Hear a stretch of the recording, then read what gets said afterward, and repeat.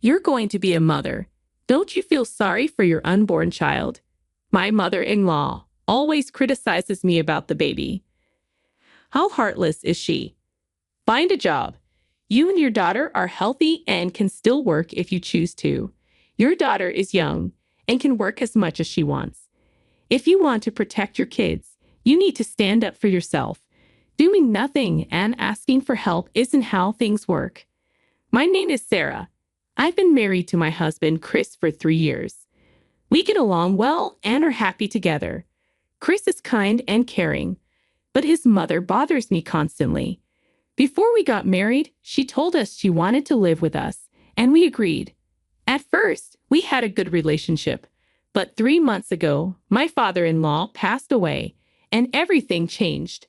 Looking back, I think he kept the peace between my mother-in-law and me. After he died, my mother-in-law started picking on me. She relies on my husband and seems to see me as a rival. Why did Chris choose a wife like you? She says when he's not around. I'm so glad I have a job, or I'd have to endure her sarcasm all day. Even just an hour before Chris comes home is too much for me. Twice a week, I make dinner. While I'm cooking, she comes into the kitchen and nags me about what I'm doing. Not simmered dishes again today. Angela, you don't like fried food, do you? Don't treat me like I'm old. But the other day you said you didn't like fried food. And before that, you said you didn't like stew. I never said that. She snaps back. Does she have dementia? If I mention that her nagging will continue, I might as well make fried food. Fried fish would be good, she says. We don't have any fish in the fridge. I reply, suspecting she checked beforehand to make this difficult. I'll ask Chris to get some. Wow, you treat my son like a servant, don't you? She retorts. He's going to eat it too, so isn't it okay for him to get it? I argue. What I'm saying is, you make my son run errands. Fine, then we'll have simmered vegetables today. I don't want to eat simmered vegetables, she snaps. Then I'll order delivery, I suggest. Trying to skip your chores, huh? I can't help but give a bitter smile. No matter what I suggest, my mother-in-law denies everything. When my husband comes home, she acts sweet and innocent. It's so frustrating. But this isn't the only thing she complains about. You've been married for 3 years, right? She asks. Yes, that's right. Where are my grandchildren? Why haven't you had any yet? Not yet. Not yet. Don't be silly. Answer me properly. Not yet. I repeat. In 3 years, if a couple can't have children after 3 years of marriage, they should get divorced, shouldn't they? You know what I mean. When will I get to see my grandchildren? I don't know. It's a gift. Isn't there something wrong with you? You have a problem, so you can't get pregnant or something. Her comments are so annoying.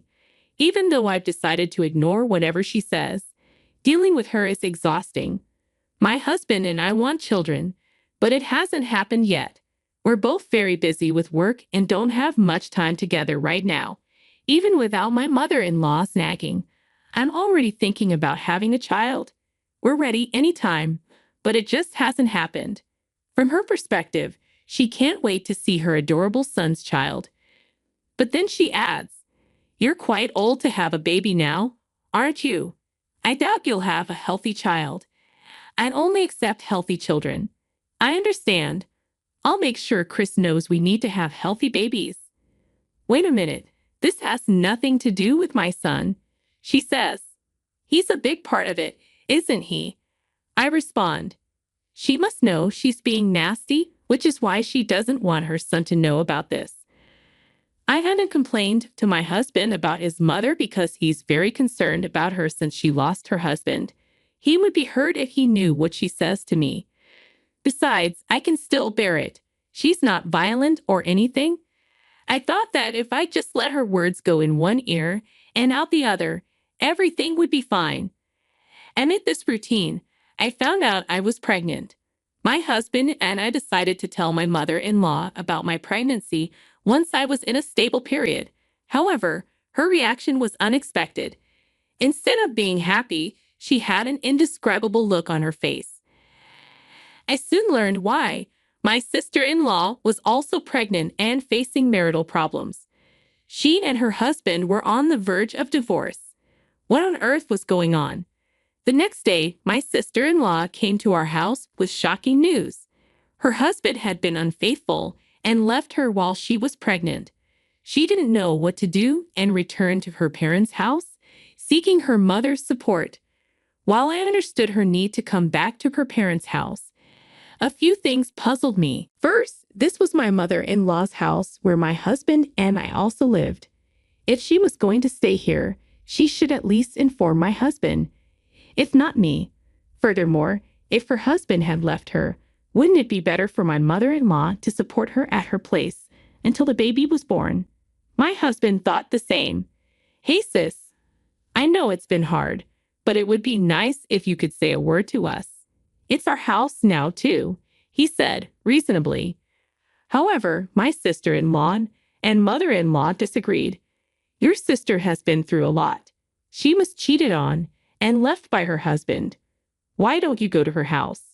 My mother-in-law suggested. Sarah is pregnant too. It's not easy having two pregnant women in one house. I was taken aback. Am I supposed to leave my pregnancy under that kind of stress? I asked. No, I didn't say that. But you should have told me before you got here, I replied. Lots were going on, and I didn't have time for that. Besides, this is my parents' house. Why should I have to ask for your permission? My sister-in-law argued. Remember, this is their home now, too. When you come back, you have to let them know you're coming back, my husband insisted. Dad passed away. That doesn't count, she retorted. In the end, there was no clear right or wrong. Some people think it's necessary to inform others in advance, while others don't. And so we started living together with my sister-in-law in an unfriendly atmosphere. A week later, my mother-in-law was so focused on my sister-in-law that she stopped doing household chores altogether.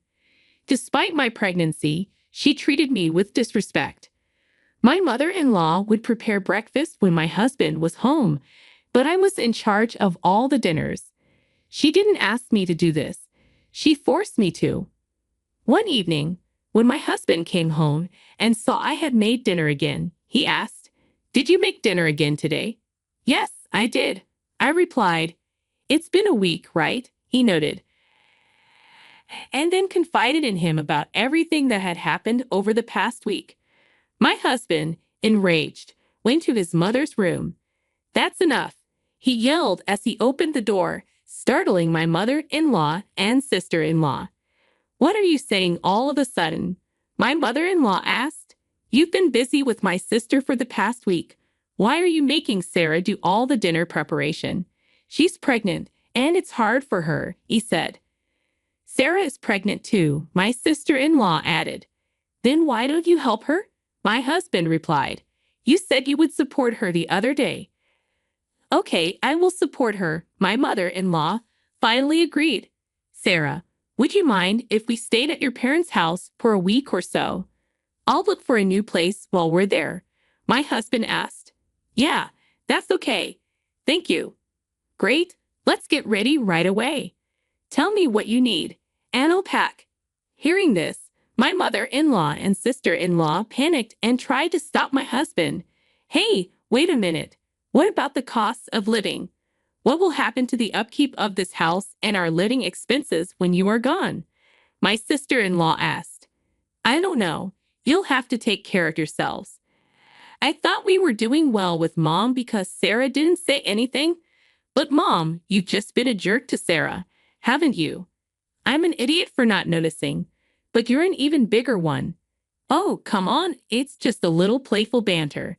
Sarah, I'm sorry for everything that has happened, so please stay here, my mother-in-law pleaded. No, it's just too hard. I can't.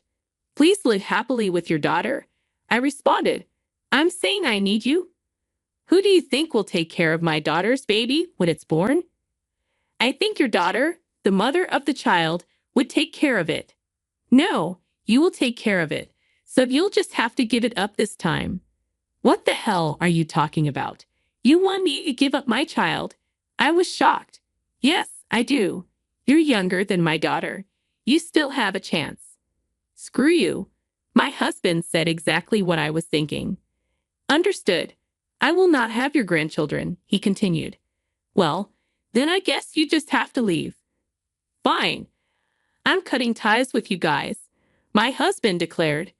Chris, you better watch yourself when your sister is going through a rough time, my mother-in-law warned. Sarah is more important to me, he replied firmly. Oh, you married a weird woman. Okay, but Chris, whatever happens to me in the future, you will not be entitled to any inheritance. I don't want it. We moved out of my mother-in-law's house and into my parents' house. At first, we planned to stay there for a week, but my parents told us to take it easy until the baby was born. My husband seemed comfortable and accepted their offer. The rest of our time was very peaceful. We should have done this earlier. I'm sorry for being insensitive, my husband said. It's okay. It only happened after your father died. It was only for a short time. I reassured him. I'm so sorry, he repeated, with tears in his eyes. No, really. I talked back to your mother. It's okay. Besides, we have a peaceful life now. Let's look forward to the birth of our child. Yeah, he agreed. About 6 months after we started living with my parents, I got a call from my mother-in-law. Although I didn't want to speak to her, I decided to answer. Sarah, how are you? She asked. She wanted money. She said she had savings but couldn't withdraw them right away because they were in a time deposit.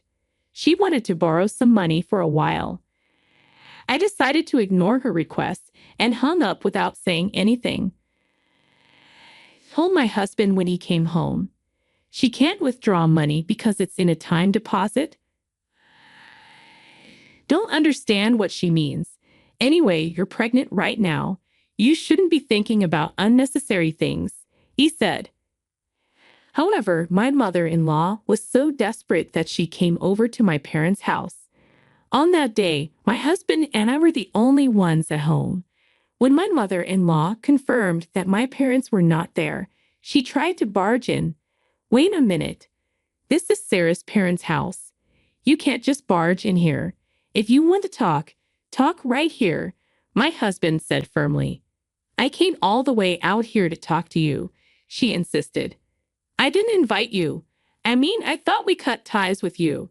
It's not that easy to cut ties. So I need you to lend me money, my mother-in-law pleaded. Impossible. Go home now, my husband responded firmly. Despite being treated so harshly, my mother-in-law refused to leave our front door. I'll tell you the truth, so please lend me some money, she insisted. Then she revealed something that didn't really surprise me. My sister-in-law had lied about her husband cheating on her and moving out. The truth was, she had cheated on him and got pregnant by another man. As a result, she was divorced and kicked out of the house. Moreover, her ex-husband was demanding alimony from her.